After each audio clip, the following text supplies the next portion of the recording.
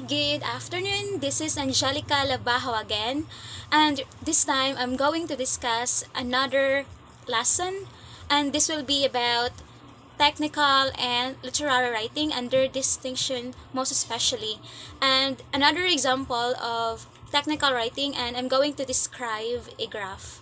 So, let's get to know about this.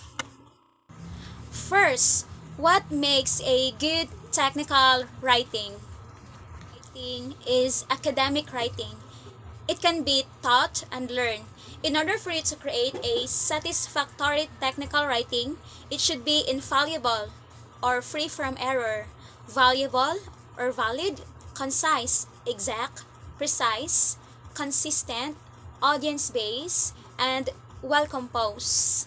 It must be valid in grammar, spelling, and punctuation. You must also know the level of your audience so you can target them and know what language to utilize. It is as well important to be able to create a good technical writing. You must know the content and be knowledgeable about it so you can add more jargons and it makes you credible. You know what you are doing and you know what you are writing. Be direct to the point in informing and instructing so the reader can easily get and relate what you are trying to communicate. Technical writing and literary writing are two important writing styles used by writers depending on the subject matter, purpose, and intended audience. The main difference between technical and literary writing is that in its purpose, technical writing is a method of organizing specialized information in a way that it allows people to make an action. It instructs and informs the readers, while literary writing cultivates innovative, imaginative work such as poetry, prose, and compilation, or literature itself depends if it's nonfiction or fiction, aiming to inspire and to entertain.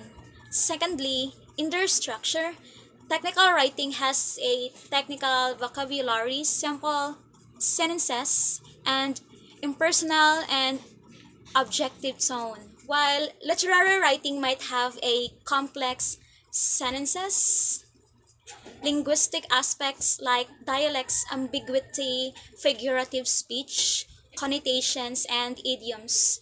In its appeal, technical writing appeals to the mind, while literary writing appeals to the emotion.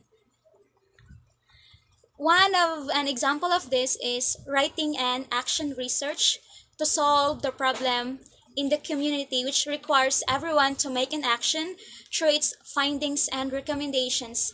This is a best example of technical writing, yet it is timely because it undergoes evaluation and validation for this to be reliable. On the other hand, the poem of Edgar Allan Poe entitled Annabel Lee is the best timeless example of literary writing. It has many poetic devices and elements, and it is allegorical in meaning. And what is the relevance of technical writing in this present world? Technical writing is very essential in the 21st century, the age of modernization and digitalized society. Technical writing in English acts as a fundamental instrument in disseminating or conveying one's ideas, views, observation, instructions, and suggestions in a more reasonable and specialized manner. Technical writing in the field of education requires specific registers, structures, and defined sets of jargons. On the other hand, technical writers need to have a good technical writing skills in the preparation and documentation of the data so the targeted audience can easily relate what you are trying to convey. Also, technical writing is very useful in the presentation of data and explaining charts.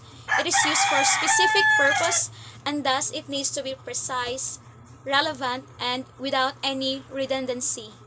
Skills such as writing instructions, analyzing data from graph and charts require the writer so he can present the information.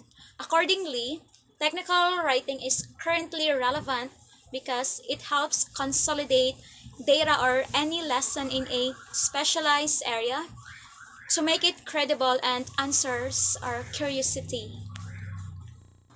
In the graph provided, it describes the percentage of the most reported issues people living in Newcastle, Belfast, Birmingham, Cardiff, Manchester, Glasgow, and London in the year 2008.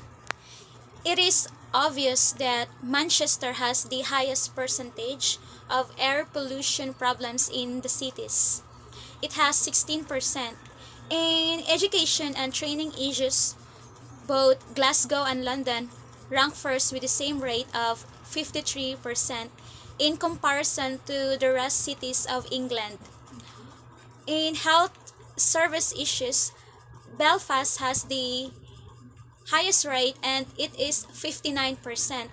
Moreover, to consolidate the data, in air pollution, Newcastle obtains 5%, 8% for Belfast, 9% for Birmingham, 12% for Cardiff, 16% for Manchester, 9% for Glasgow, and 14% for London.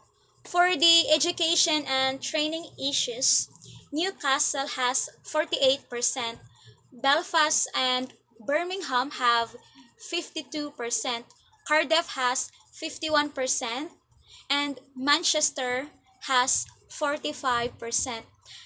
Additionally, in health service issues, Newcastle has 52%, Birmingham gets 55%, Cardiff gets 58%, Manchester gets 51%, Glasgow gets 49%, and 52% for London. Therefore, the data shows in 2008, among the cities in England, they have the smallest issue on air pollution, lesser issue on education and training, and have a serious problem on the health and services as it is rising compared to the other issues. The health service issue is a critical problem in the cities in the year 2008. Although education and training issue in Glasgow and London is bigger in percentage than the health and services, it is just a slight gap between them. Thus, in describing the most percentage of issues in the cities of England in the year 2008, it is the application of technical writing. It is very useful in elucidating information to make it understandable to the audience. Hi, once again, this is Angelica from third year BS Ed English. Thank you so much for watching and for allowing me to present my opinions and my insights. God bless and stay safe.